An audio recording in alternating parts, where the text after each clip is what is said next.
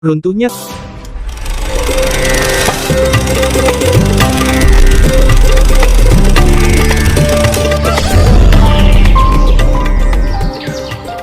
Assalamualaikum warahmatullahi wabarakatuh. Salam sejahtera bagi kita semua. Rahayu kamulyaning kita sesama. Dalam kesempatan ini TV Ono TV Ora Ono akan membahas tentang misteri susuhunan Tembayat dan dakwah Islam di Semarang pada abad ke-15-16 Masehi. Pemirsa sahabat setia channel TV Ono TV Ora Ono, dimanapun berada. Semoga sahabat yang menyaksikan tayangan ini, insya Allah, selalu dimudahkan segala urusannya, dan diberikan nikmat kesehatan, serta nikmat panjang umur yang bermanfaat. Amin. Sebelum melanjutkan ke pokok pembahasan yang inti, bagi sahabat setia TV Ono TV Ora Ono yang belum melakukan like, subscribe, pencet tanda lonceng, dan nyalakan lonceng notifikasinya, sehingga sahabat secara otomatis akan mendapatkan informasi terbaru dari tayangan TV Ono TV Ora Ono. Tema atau lakon, misteri sesuhunan Tembayat, abad 15-16 Masehi. Selamat menyaksikan. Di dalam buku, Runtuhnya Kerajaan Hindu Jawa dan Timbulnya Negara-Negara Islam di Nusantara, tulisan Slamet Muljana, diceritakan pada tahun 1413 armada Laksamana Sampobo singgah di Semarang selama 1 bulan. Sebagai muslim yang taat, Laksamana Sampobo, Chengho, beserta pembantunya Mahuan dan Fesin, seringkali terlihat beribadah di masjid setempat. Dakwah Islam di Semarang, bergota pragota. Pada tahun 1392 Saka, 1470 Masehi. Semarang mendapat serangan dari daerah Matahun yang didukung Mataram Pengging, dalam versi lain, dan Demak. Akibat serangan ini, Batara Katuang yang dipertuan Samarang, gugur dan digulingkan dari kekuasaannya. Peristiwa penyerangan ini, kemudian dibalas oleh Adipati Palembang Aryodillah, dengan mengirimkan sekitar 10.000 bala tentara. Dalam waktu singkat, Semarang berhasil dikuasai oleh tentara Palembang yang dibantu pasukan dari Bintara, Terung, Surabaya, dan Pengging. Selanjutnya Adipati Aryodillah menikahkan puteranya Raden Sahun dengan puteri Batara Katuang, yang bernama Nyai Sekar Kedaton. Sekaligus mengangkat putra sulungnya itu, menjadi Adipati Semarang. Peran Raden Sahun dalam perkembangan dakwah Islam di Semarang cukup besar.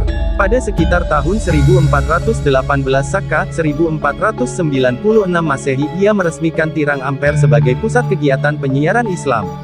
Ditunjuk sebagai pimpinan padepokan adalah Maulana Islam, Sunan Semarang bin Maulana Ishak. Kedekatan Raden Sahun dengan dakwah Islam bisa dipahami, karena ibunda Raden Sahun, yang bernama Nyimas Sahilan binti Syarif Husein Hidayatullah, Menak Usang Sekampung, berasal dari keluarga ulama penyebar Islam di Sumatera Selatan. Serat Kandaning Ringgit Purwa mencatat, bersamaan tahun peresmian Padepokan Tiran Ampere, 1496 Masehi Adipati Semarang wafat dan digantikan oleh Raden Kaji. Kehadiran Padepokan Islam di Tiran Ampere, telah berhasil menarik minat penduduk setempat untuk memeluk Islam. Setelah wilayah Tiran Ampere, kemudian dibangun juga pesantren di daerah Pengisikan yang sekarang disebut Bubakan. Pada abad ke-16, Semarang kedatangan beberapa tokoh penyebar Islam, diantaranya Pangeran Mande Pandan bin Pangeran Madiyo, Pandan bin Pangeran Sabrang Lor bin Raden Patah, kemudian ada lagi Pangeran Mangkubumi bin Sayyid Hamzah, Pangeran Tumapel bin Sunan Ampel. Misteri susuhunan Tembayat. Sejarah mencatat pada tanggal 2 Mei tahun 1547, di kota Semarang mengukuhkan seorang adipati yang baru.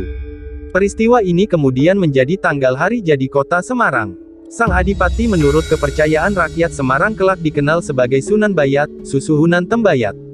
Susuhunan Tembayat, merupakan ulama terkemuka, di masa menjelang berdirinya Kerajaan Pajang, 1568 Masehi, beliau seangkatan dengan Sunan Giri Parapen, Sunan Padusan dan Sunan Geseng. Berbeda dengan Serat Kandaning Ringgit Purwa, sosok yang dianggap sebagai Sunan Bayat adalah Raden Kaji, yang menjabat adipati Semarang pada periode tahun 1496 sampai tahun 1512. Pendapat ini didukung temuan arkeologis pada Gapura Segara Muncar, yang terdapat di lokasi makam Susuhunan Tembayat. Di sana tertera candra sengkala, dengan tulisan Jawa yang berbunyi, Murti Sarira Jeleking Ratu, atau tahun 1448 Saka 1526 Masehi. Tokoh Sunan Bayat Susuhunan Tembayat atau Sunan Pandanaran, sering kali menjadi polemik di tengah masyarakat. Ada yang menyatakan ia adalah putra Maulana Islam, Sunan Semarang, versi lain mengatakan ia keturunan Raden Sahun, ada juga argumen beliau nama lain dari Pangeran Mande Pandan dan pendapat bahwa yang bersangkutan adalah gelar dari Pangeran Mangkubumi bin Sayyid Hamzah. Setelah mengkaji beberapa sumber, serta juga memperhatikan timelin tokoh-tokoh yang bersangkutan, diperoleh silsilah kekerabatan sebagai berikut, saksikan dalam tayangan video ini.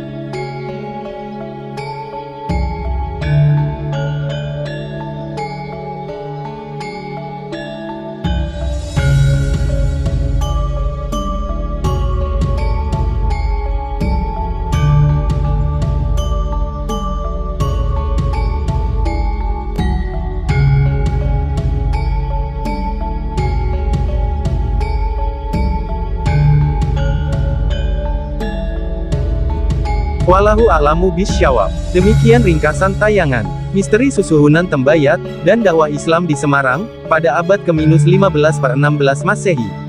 Semoga bermanfaat dan untuk menambah wawasan pengetahuan tentang sejarah leluhur kita. Sahabat TV Ono TV Ora Ono, jika ada kekurangan atau kesalahan serta kehilafan dalam alur ringkasan tayangan ini, saya pribadi TV Ono TV Ora Ono, memohon maaf. Kehilafan kesalahan murni dari diri pribadi saya, adapun kebenaran mutlak milik Gusti Allah Subhanahu wa Ta'ala. Terima kasih sahabat menyaksikan tayangan ini sampai akhir purna, dan jangan lupa tinggalkan jejak sahabat untuk menekan like, subscribe dan nyalakan notifikasinya, tombol loncengnya. Matur sembah nuwun, salam rahayu. Jika ada sumur di ladang, bolehkah menumpang mandi? Jika Gusti Allah memberikan kesempatan umur panjang, insya Allah kita akan jumpa kembali. Assalamualaikum warahmatullahi wabarakatuh.